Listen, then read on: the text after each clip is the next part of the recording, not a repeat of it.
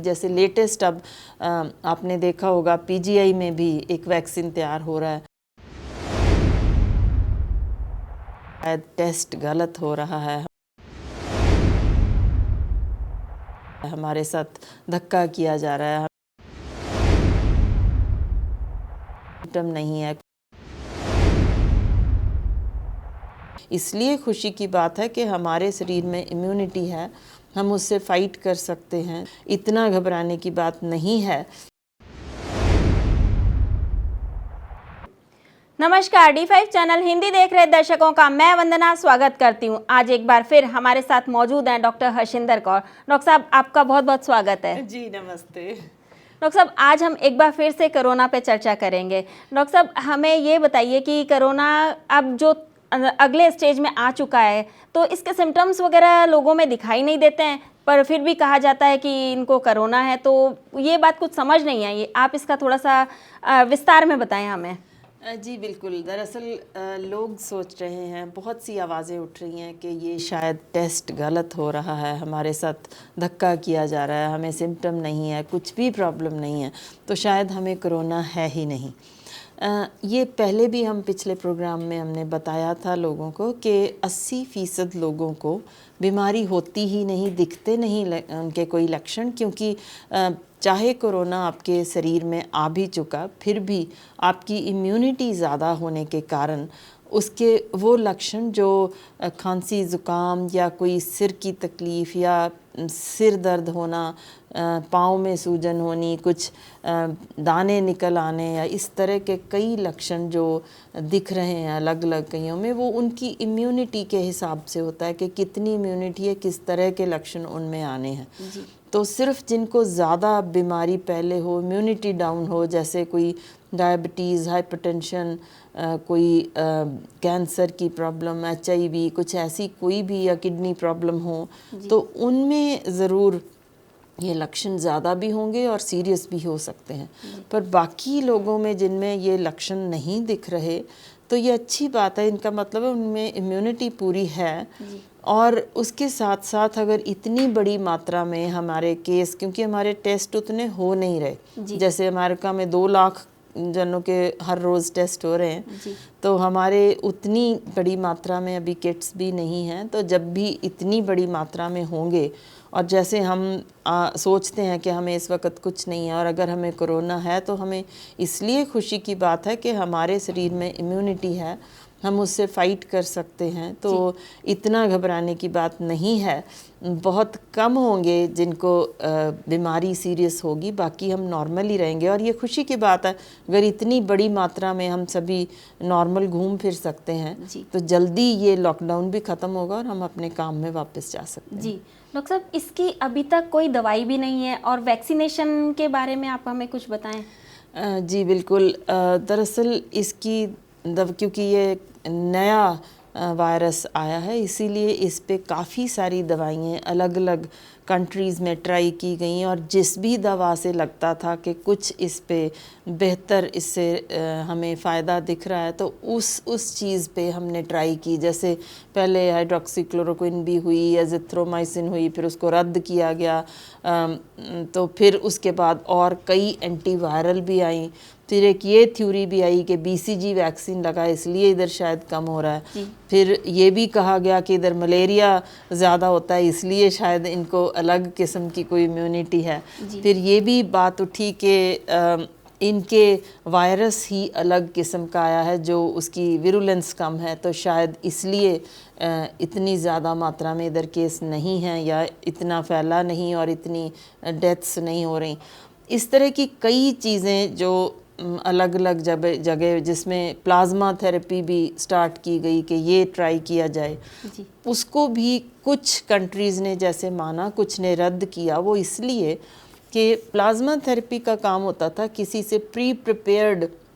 जो एंटीबॉडीज़ होते हैं किसी बॉडी में, तो उनके खून से वो निकाल के जिसको जो ज़्यादा सीरियस है उसको दे देते थे कि उसको एक तरीके से पहले की बनी इम्यूनिटी देना होता था। पर अब क्योंकि केसेस इस वायरस में हमने देखा कि जिनको कोरोना हो चुका था उनको भी दोबारा कोरोना का अटैक हुआ, सो इसलिए ये समझा गया कि इसकी एंटीबॉडीज़ इतनी तगड़ी नहीं बनती कि किसी और को बचाया जा सके। तो अभी ये सभी कुछ एक्सपेरिमेंटल स्टेज पे है, कौन सी चीज़ असर करेगी। जैसे लेटेस्ट अब आपने देखा होगा पीजीआई में भी एक वैक्सीन तैयार हो रहा है, यूके में अलग किस्म का एक, जो ऑक्सफोर्ड यूनिवर्सिटी में भी एक वायरस के अगेंस्ट जो वैक्सीन तैयार हो रहा है, वो अलग अलग किस्म के वायरसेस हैं। एक तो सीधा वायरस के ख़िलाफ़ ही बनाया जा रहा है, और जो चंडीगढ़ पीजीआई में टेस्ट किया जा रहा है या हमारे इंडिया में, वो है हमारी इम्यूनिटी बढ़ाने के लिए। उसको वैक्सीन की जगह आप एक तरीके से इलाज भी मान सकते हैं कि सीरियस पेशेंट्स को दिया जाए तो देखा जाए कितनी जल्दी वो रिकवर होते हैं, सीरियस होने से बच सकते हैं या नहीं। इस तरीके के अभी टेस्ट जारी हैं, जो मेरे ख़्याल से बहुत अच्छी बात इसलिए है कि ये पहली बार हुआ है दुनिया में जहाँ कभी कभी तो 3500 साल लग गए थे, कोई वैक्सीन नहीं था बना, और अब इतनी जल्दी 6 महीने में हमने इलाज ढूंढने तक पहुँचे और वैक्सीन तक बनने की तरफ जाना शुरू हो गया है। तो इसका मतलब है साइंस ने भी काफ़ी तरक्की की है, जो जल्दी से जल्दी इसका निकालेंगे ट्रीटमेंट भी, वैक्सीन भी। सर सैल्यूट करना बनता है जिन्होंने दुनिया भर में इस वैक्सीन को बनाने के लिए, पूरी ह्यूमैनिटी को बचाने के लिए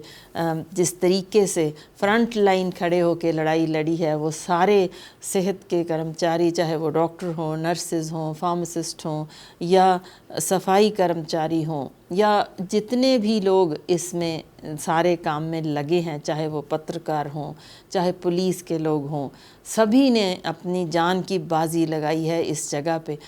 तो उन सबको वाकई सैल्यूट करने का बनता है, क्योंकि उन्होंने अपने लिए नहीं, लोगों के लिए ये लड़ाई जारी रखी है। जी मैम, ये बताइए कि एज़ पर डॉक्टर कर्फ्यू कब तक रहना चाहिए या नहीं रहना चाहिए?